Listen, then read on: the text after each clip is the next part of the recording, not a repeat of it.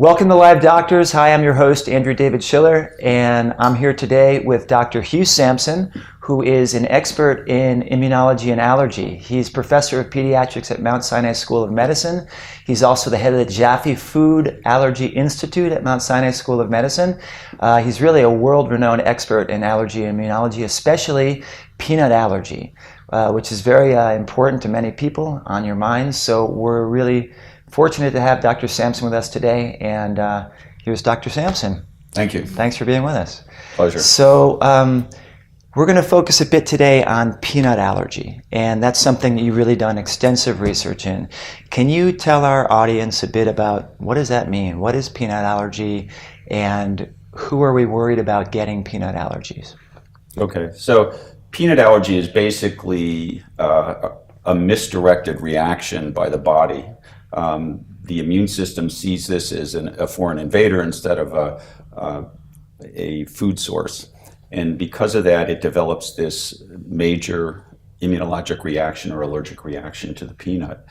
What happens when somebody ingests the peanut then, who has the allergy, is they initially may feel itchiness in the mouth, itchiness of the tongue, the throat. They may start to feel some tightness in the throat. They frequently will break out in hives.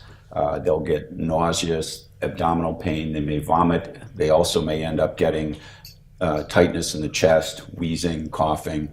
And then if it progresses further, they may actually have a drop in blood pressure and then develop anaphylactic shock. So this is not a simple, benign thing. It can be very dangerous. Yes, the one thing that people need to realize about all food allergies is that it can be very serious and can be life-threatening. Peanut tends to be the most common cause of anaphylactic reactions treated in emergency rooms in the United States, and also the leading cause of fatal reactions to food in the United States. Okay, so this sounds like a really important topic that people understand, and so they can know how to respond. And so let's dig into it a little bit. Who's at risk of peanut allergy? So the allergy does travel in families. There's clearly a genetic component to it. We had a study led by one of my junior colleagues at Mount Sinai, Scott Sisher, who looked at the genetics in identical twins versus fraternal twins. And he was able to show that about 2/3 of the identical twins had concordance of what we call, or both had peanut allergy, versus the fraternal twins, where don't have the identical genetic makeup, where it was only about 7%. So here you see about a tenfold increase based on that. So clearly a genetic component, but it also really depends on exposure. Right. And we've known for a long time that children with atopic dermatitis or eczema are the ones that are at highest risk for developing peanut allergy. Also, children who have developed egg allergy at a very young age, who also tend to have eczema, are at very high risk. Interesting. So for our viewers, you said atopic dermatitis or eczema. Is that the same thing, or are those two different things? Eczema is really the red itchy rash. When we talk about atopic dermatitis, we're then involving the immune system or specific allergies to certain things. We believe now, based on some of the more recent data, that it really is the eczema. It's the irritation of the skin that is the leading factor. And one of the things that we're all looking at now is whether things such as overbathing the infants, using too much in the way of soaps and detergents that irritate the skin of the baby, which then causes it to generate these protective, or supposed to be protective, but end up being allergic responses. Very interesting. Is there a clear something that, let's say a parent out there who has a child with eczema, like what should they be thinking about or looking for if they're concerned if their child might be developing a food allergy? So I think any parent who has concern that their infant is developing eczema, is having any kind of feeding problems with a lot of spitting up, especially if they do have eczema, should suggest to them the possibility of a food allergy. I think one of the most interesting things that has come up in the last couple of years is really a concept of introducing some of these major allergenic foods such as peanut very early in life. And this all actually started by a serendipitous observation that was made here in Israel. Right. A colleague of mine, Gideon Lack from London, was giving a lecture on food allergy in Israel and just asked the audience how many were seeing patients with peanut allergy. And it turned out that virtually nobody raised their hand, which was quite shocking, since in both the UK and the US we have tremendous amounts of peanut allergy. So this started leading to a study where they compared Jewish children in Israel versus Jewish children in London, so that we would have the genetics, similar. And what they found was that there was 10 times the amount of peanut allergy in London as there was in Israel. So this then led to further investigation, and that led to the realization that with the early introduction of bamba as a weaning food in Israel, that was actually likely protective. So this then led to the LEAP trial, which is a very large trial of over 600 children in London at high risk for peanut allergy. And in this study, half of the children were kept on a peanut restricted diet, which is standard of care at that time, versus introducing peanut protein into their diet early. And at the end of 5 years, they compared the number of children with peanut allergy in each group. And what they found was that early introduction led to an 80% decrease in peanut allergy in the population that had been given peanut early. So this was an entire paradigm shift to what we had been recommending in the past, and now new recommendations are coming out worldwide about this earlier introduction in children who are at high risk. So these are children with severe eczema, moderate to severe eczema, or who have egg allergy. What you're telling us is that for a long time we thought that kids who are at risk of food allergy, you should avoid peanuts. And then through this serendipitous, almost like an accident, observation that in a place where they feed kids, bamba is basically like cheese doodles or something like that. It's cracker-like snacks that are made from peanuts. And in a place where they do that, they didn't have any peanut allergy, or very little peanut allergy. Yes. And so then we did a bunch of scientific studies, or a big scientific study, that showed that giving those children peanuts or peanut products at an early age prevents them from developing peanut allergies. So that's an incredible finding. How do we understand that? So one of the things that was not appreciated at the time was how much food protein we have in our house dust, or how much peanut, especially peanut protein. And caregivers like parents and siblings, especially who eat peanut butter, often will have peanut on their hands. And so what we believe is happening, and what Dr. Lack had actually proposed, was that children with eczema who have inflamed skin, who come in contact with the peanut protein in the house dust or off the hands of their parents or their siblings, actually generate an allergic response because of the peanut on the skin. And one of the things we know in the lab, we make mouse models of peanut anaphylaxis. And one of the ways we do that is we irritate their skin. We do what's called tape stripping. So you basically make the skin inflamed, and then you put the peanut protein on, and they will develop an IgE, or allergic response, to that protein. So what we think may be happening in these babies with eczema is, with the protein in the house dust or on the hands of family members coming in contact, they are becoming sensitized to the peanut, whereas, and especially since we were telling them to avoid introduction of peanut orally, they were not developing the normal tolerance that they do.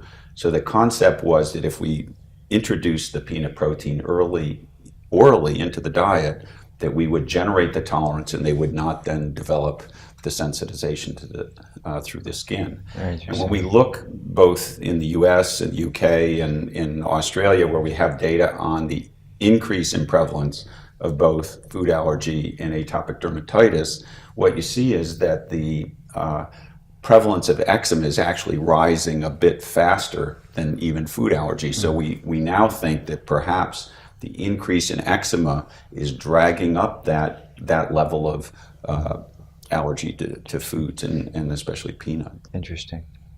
So practically speaking, let's say there's a mother or a father, and then they have a child who's got eczema.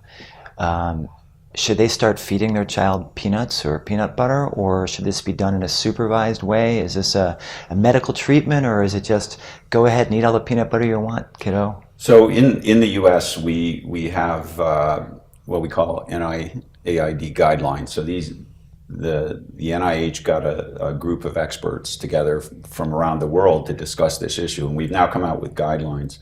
And basically what we're recommending is that in younger children, especially between the age of 4 and 6 months of age, who have moderate to severe eczema or egg allergy or both, actually be evaluated for possible sensitivity to peanut. Because one of the things Dr. Lack found in his LEAP study, this large trial, was that about 10% of the children were actually reactive to peanut, even at that very young age. So we do need to identify those that may be at risk. This can be done fairly easily with a blood test or a skin test. If that test shows that they're not significantly sensitized, then you can introduce peanut and get peanut into the diet on a regular basis. Peanut allergy and the potential risks that it has of a bad reaction that you called anaphylaxis, where the person can't breathe anymore, and even more moderate forms of peanut allergy where there might be hives or itching or swelling.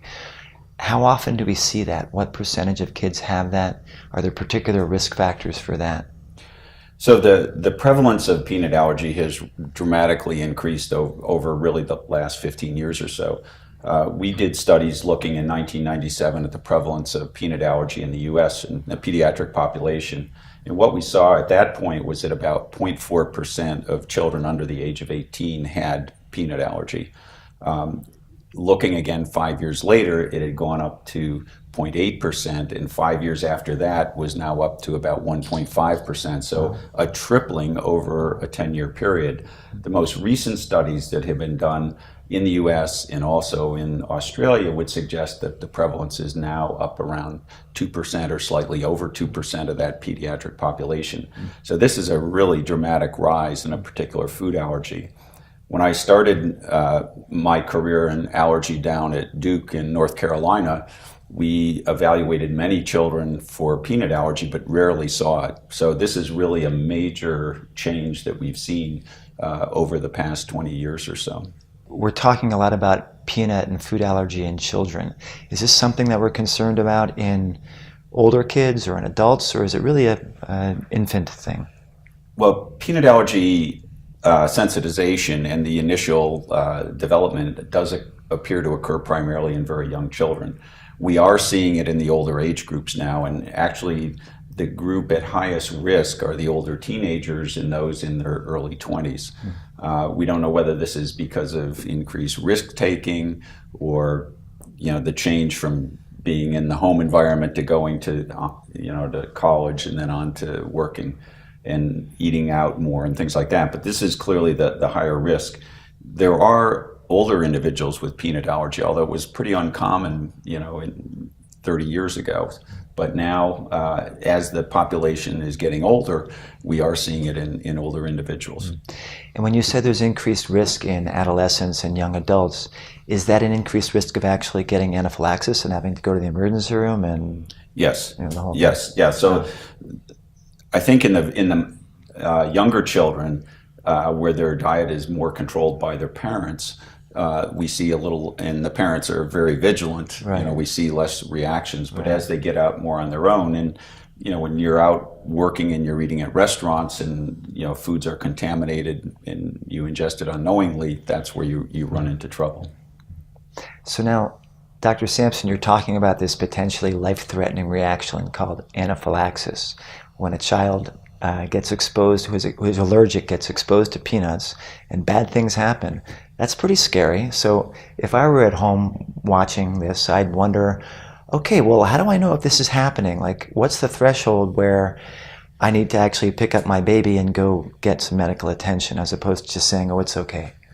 So basically what we tell all our patients is that if they know that their child has the food allergy or the peanut allergy, and it's very important that the appropriate diagnosis be made, because many people will have a positive skin test or a positive blood test and not be reactive. So you really need to know that you are one of the individuals that has the allergic reactivity to peanut or another food.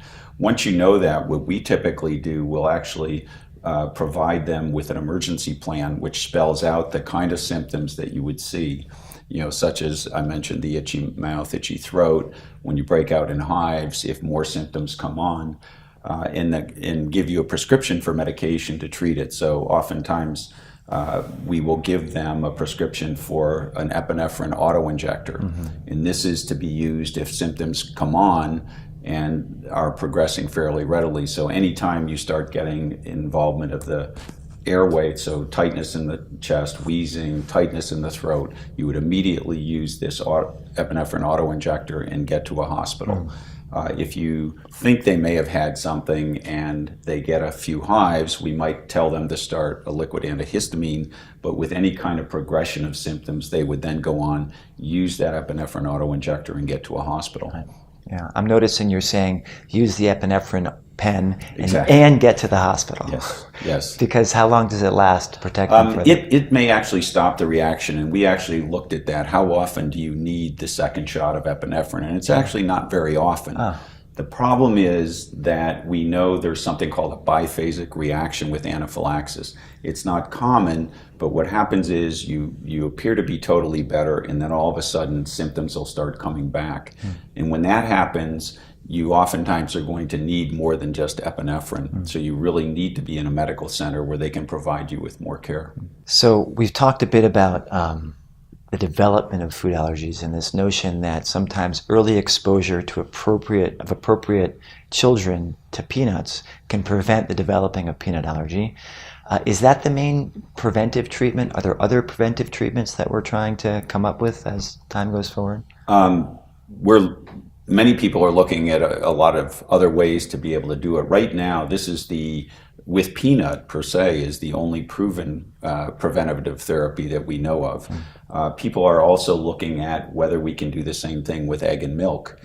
There have been a couple studies done looking at early introduction of egg at 4 months of age, and there the story's not quite so clear. That early introduction did not lead to decreased amount of egg allergy. One of the problems may be that 4 months may be too late for egg, and it may be with milk and egg we need to start even at an earlier age. So there are a number of studies being set up around the world where we will be looking at this earlier introduction of some of the other foods. So now you're talking about egg and milk allergies sort of on the back of the peanut allergy question. Do egg and milk allergies tend to connect with anaphylaxis and dangerous reactions as much as peanut allergies? Peanut allergy seems to be associated with the more dangerous reactions much more frequently than we see with egg and milk. With egg and milk, we see about 80% of those children outgrow their egg and milk allergy, whereas with peanut, it's only about 20%. However, that 20% of children that retain their milk allergy have just as severe symptoms from their milk ingestion as we see with peanut allergy. One other question that comes to mind regarding emergency treatment of what looks like anaphylaxis, you spoke about the epinephrine autoinjector, the EpiPen, as being a really crucial thing that a parent should have on hand if their child has eczema or seems like they're at risk of an allergic reaction. What if the parent doesn't have that and something starts to happen, suddenly their child has, drooling and spitting, and seems like it's itching, hives? What do they do then? Right, so we would give the epinephrine autoinjector for somebody who had actually been diagnosed with a food allergy, where we know that they're reactive. So I think somebody who just is suspicious wouldn't necessarily have it. But if you get those kind of symptoms, really the main thing you have to do is get to an emergency facility as quickly as possible. Once you're there, the physician would probably immediately inject epinephrine in order to try to reverse that reaction and then give other medications as appropriate. What kind of other medications do they give in the emergency room and other management that they would do? How does that go? The main thing that they need to watch for in the emergency room is that the airway remains open, that they're not having difficulty breathing. So in addition to getting the epinephrine, Intramuscularly, if the child is wheezing, they may also give them nebulized albuterol or some medication to try to open up their lungs. They would often give some form of antihistamine, and then also they will often give some form of corticosteroid. So we've been talking in a very interesting way about peanut allergy and all of its implications. Many people are concerned about other nuts, and you look at food labels and it says produced in a facility that contains tree nuts. Right. So what are tree nuts, and are they the same as peanuts, and do we have the same worries about those things? Okay, so tree nuts are really different. Even though peanut is called a nut, it's not a nut, it's a bean. And so peanuts are a member of the legume family. One of the things that we have found and other people have found, though, is that about 35% of children that have a peanut allergy also have a tree nut allergy. And tree nuts are things like cashews, pistachios, walnuts, almonds, pecans, different kinds of nuts like that. In the U.S., probably the walnut and the cashew are the most common nut allergies that we see. We often, if you are allergic to a cashew, for example, oftentimes you'll react to a pistachio. Even though they don't look alike, their protein structure is similar enough that most people who react to a cashew are going to react to a pistachio as well. So we educate people about what kinds of things they have to look out for. You bring up the point about the labeling and may contain or made in a facility that also produces, and this is a big problem, and this is a big problem all over the world, that we really need to have much better labeling of our food supply. Part of the problem has been that it's been difficult to decide what threshold do the companies have to stay below, because in some individuals who are highly sensitive, very small amounts of these nut proteins or peanut protein will cause a reaction. So it's been very difficult to decide at what level they need to keep it out. And so since we have no specific target for them to shoot at, they will just often put these may contains on the label, which make it very difficult for people who have these allergies. In other words, they all put may contain because that covers them legally or something? Legally, yes. Legally it covers them. But if you have tree nuts in a plant, and if things are run on the same equipment, there always is the possibility that the equipment hasn't been cleaned appropriately. So it's not like they're just throwing it on there. There is a possibility. There have actually been some studies done looking at how many times you actually can find peanut protein in these products that say may contain. And it's actually a fairly limited number, probably less than 15%. But the problem is you don't know which 15% that is. Right. What about once somebody already develops peanut allergy or another allergy? What are we doing now? What's the current state of the science about trying to desensitize people from allergies? So there have been a number of different approaches that have been taken. One of the approaches that was tried first was what we call subcutaneous immunotherapy or allergy shots. And this is what we do for various pollen allergies or bee sting allergy. This has been tried in the past, and in the initial trials, there were some pretty severe adverse reactions, so people had gotten away from that. There are some studies that are now starting to look at modifying the proteins to see if it can be given more safely that way. The two approaches that are actually farthest along in development are in phase 3 trials. One is oral immunotherapy, and this is something that's actually been around for over 100 years. And what this involves is taking very small amounts of the protein, starting off at a level that we think will not cause much in the way of symptoms, and then over a period of time increasing that amount of protein, which will then desensitize the individual if they were to have an accidental ingestion. It's a method that certainly does provide protection. There have been a lot of studies done showing we can desensitize people to a fairly significant amount of protein. The downside to that is, to this form of therapy, is that it is associated with many adverse reactions.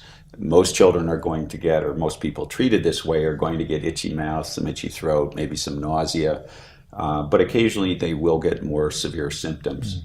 But this is now in phase 3 trials, and hopefully in a couple of years could be available. Another approach that's been looked at is sublingual immunotherapy, and this is where you hold an extract in the mouth for a period of time.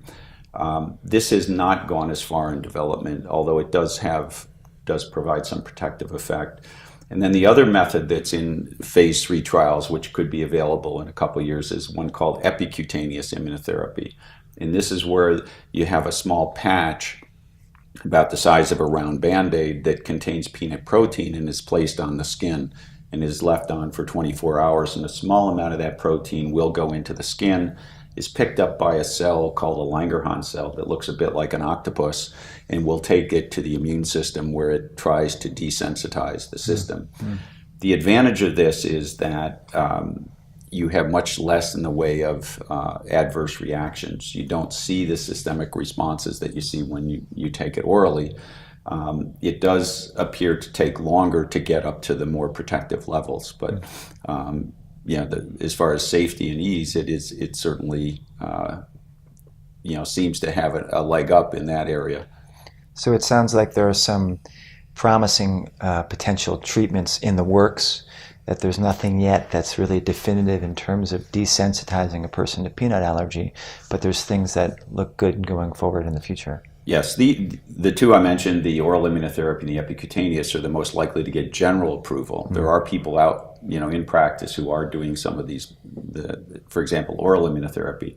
There's some other methods in the pipeline where there's modifications on proteins and introduction of nanoparticles with peanut protein that may be promising, but these are several years away. What are nanoparticles?